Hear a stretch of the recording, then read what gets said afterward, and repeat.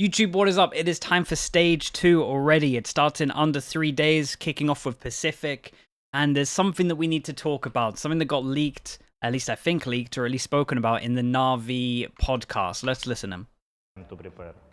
Yeah, because the first game of the split is going to be with all the new changes, right? With the map changes? No, it's a very weird system. It's basically first week, and especially we have super week, we have old map pool. Really? Yes, with Breeze and what else? With Split. And then starts from second week, it's Breeze removed, Heaven back. So the format's even more GG now. Yeah, so we need kind of prepare 8 maps because we have super week, and yeah, we got unlucky with this also. Yeah. And then in playoffs it will be one more map rotation, Split will be out, and some new map. Okay, so I think this is right. For Pacific, EMEA, and China, for week 1, they'll be on patch 8.10. So they won't have the new neon changes, won't have the new ISO changes. And in terms of map pool, they still play Breeze. And then in week 2, Breeze is out and Haven is in, midway through the tournament. And then, on top of that, just before they've done all of this, right, so they finish week 4 and you get into playoffs. Just going into playoffs, Split is out and Abyss is coming in as well. Bear in mind, the teams that place 3rd to 6th are going to play a singular limb game on the new map. So at the moment during this season, at least for Pacific, EMEA, and China, they have 9 maps. The reason I'm not saying America is because America starts on the 22nd. They start a week later. So in theory, they start on patch 8.11 and they're already practicing Haven. So that's probably why we haven't had teams really complain about this, because no offense, America's teams normally complain the most on Twitter, and this is something that I would see them complaining about. So yeah, that is mental. So we got to keep that in mind. Let me know in the comments what you think about it. Is there some weird competitive integrity because they get to play Haven a bit earlier, so they're more prepped for it, especially with not as much time in between champs and ending playoffs? Is this unfair? I think there might be something a little bit different, but then you would have to look into like when the season ends and who has time for what. But someone gets wrecked. Someone gets an advantage in my mind. I'm not 100% sure who it is. So in terms of that, we won't be doing the Americas, right? So Americas, we're not going to be doing that. We will be doing China, EMEA, and Pacific. But first, we have been sponsored. This video is sponsored by me. It's sponsored by myself. It's sponsored by that small guy from Fnatic. That's right, that's Mini. And because Haven is back in the map pool, we have a free playbook. And this is what me and Mini have been doing. We have playbooks. They're pretty in-depth of how you want to play and how pro teams approach a map.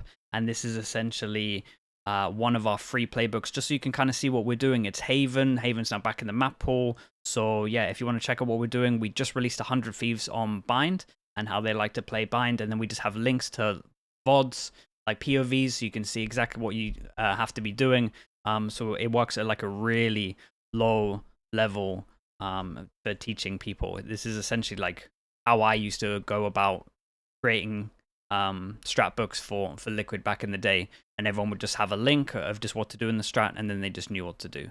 So yeah, if you want to go check that out, I'll put it in the link below. This one's free, and then if you want more, then it's on the Patreon. So moving on, Pacific. Let's start with Pacific week 1. So they're on Breeze. We'll have to keep that in mind. We've got DRX against Zeta. New DRX with Stacks now gone. I think I'm still gonna have to go with DRX just because I don't really rate Zeta at the moment. I mean, maybe with the time off they're gonna be good, but I don't rate this one. We got the Shambles of Bleed, Yayless Bleed against Team Secret. Obviously a good amount of changes in Team Secret, but yeah, I'm gonna have to go with Team Secret. I think that they should be dude, this is a nice week to start Team Secret off, in theory, as long as they're good. As long as it could be either like a really good week to start them off, or it could be a really scary week, because these are like 2 teams that they should be beating. Saying that, like, they should be beating them. I'm gonna click this. I will say I think Global Esports might be able to upset here, just because new, like, a lot of changes, right, coaches and players. So yeah, GE maybe have a chance here, but I would still back Team Secret. They're in theory making changes to go to the next level and be able to qualify to these events. So let's see if we see it. T1 against Gen G. T1 have got a lot of time. Can I really go against Gen G after they win? I mean, T1 realistically, this is a really good match for them. Like a really good match for them. With all of the, but they have new. It's weird because it's like, how much time have they got with stacks coming in? I think I have to go with Gen G. I really just want to shout out Meteor. I think Meteor's unbelievable at the moment, and honestly, when he's at this form, I can't. Even though they're gonna be like fatigued, they're gonna be tired, maybe even jet lagged, depending on like when the flights actually happen. I'm not entirely sure. But yeah, I would say that I can't doubt Meteor at the moment when he's playing this good. Texture consistently good. Karen playing to how he was in Madrid. But yeah, I think this one should be a lot closer than what most teams think. Paper X against Talon. Gonna have to back Paper X on this one. RRQ, I think RRQ got a lovely change. And I think that's it. I'm pretty much going for... Dude, I would say this week for Pacific should be straightforward. But I've seen that before. I've said that before, and it's gone horribly wrong. So let's look that in. Feeling alright about this one. Then Americas, obviously, like we said, 20 seconds. So if you want to catch the Americas Pickems, I'll be doing that next week. Then we have China. And we only get 3 games in China. Dude, and everyone's changing up their squad in China. Every time I look over, someone's got a different... someone's got some kind of different roster.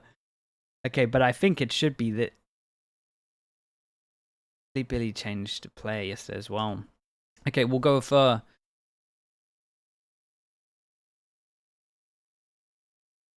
Yeah, we'll back Wolves on this one. I think this is the only one that maybe should be close.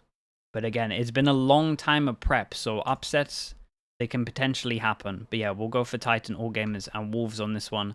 And then last, we have EMEA. And we got, so again, remember, Breeze, Foot against Koi. Foot should be fine here. Koi are pretty, I mean, they're out already. They are already out. I'm surprised they didn't make any changes. I probably would have kicked like 3 players and then just brought in new players that you would potentially use next year. And then you can get those other players back if you wanted, the ones that you kicked, right? So I'm surprised they didn't make any changes. I would have made some changes. I feel like they missed a good opportunity. I would have got them all off their contracts, and I would have offered like loads of tier 2 people that are potentially interesting, an opportunity here. So I think this is an opportunity missed from Koi, because why wouldn't you? You can get the other players back if you wanted to. So yeah, I think Koi, I'm surprised they didn't go for any changes here. Maybe they want some more time to kind of show how the team can be, but yeah, I think you could use this part of the split a little bit better. Then we have Fnatic against BBL. I'm still gonna back Fnatic on this one. BBL have been doing good stuff, but yeah, I just think Fnatic are getting back all better into form. I wouldn't say back into form. Team Heretics against Na'Vi. Miniboo coming in. Team Heretics.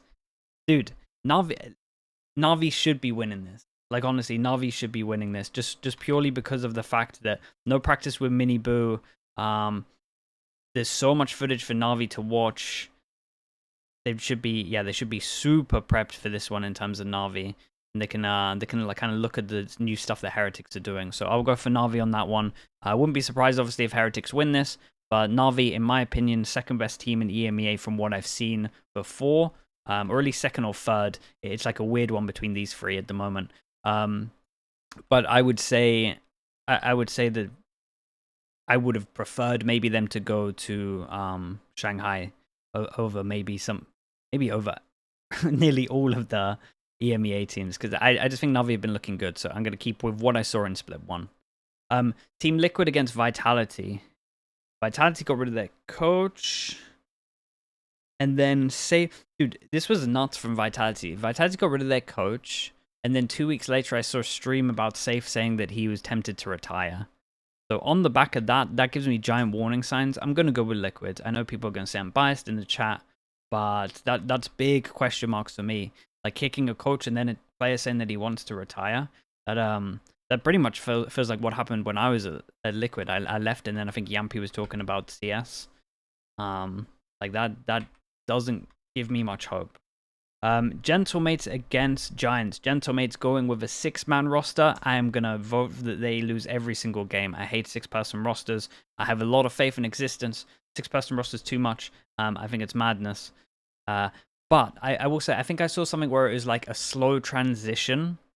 So maybe they're tempted to kick someone and it's like a slow transition into getting all the maps good, which is a good way of approaching it, and maybe the only way that the 6-man roster makes sense if you're slowly removing someone but you want your maps to be good. But still, I have no faith in 6-man rosters. I'll be going for Giant X on this one. We got Foot against Na'Vi. I'm on the Na'Vi train. I think they want to get. They got burnt by the singular limb twice. So I think they're gonna make sure that they don't mess up and they get that first or second seed in EMEA, and they don't have to play that singular limb. That's where I'm at. I'm going to go with Na'Vi on this one. I'm just a Na'Vi believer. Then we've got K-Corp against BBL and Eng with a bit of time. I can't doubt K-Corp. Because, yeah, a bit of a shame that they don't get enough time to be able to do all the new changes.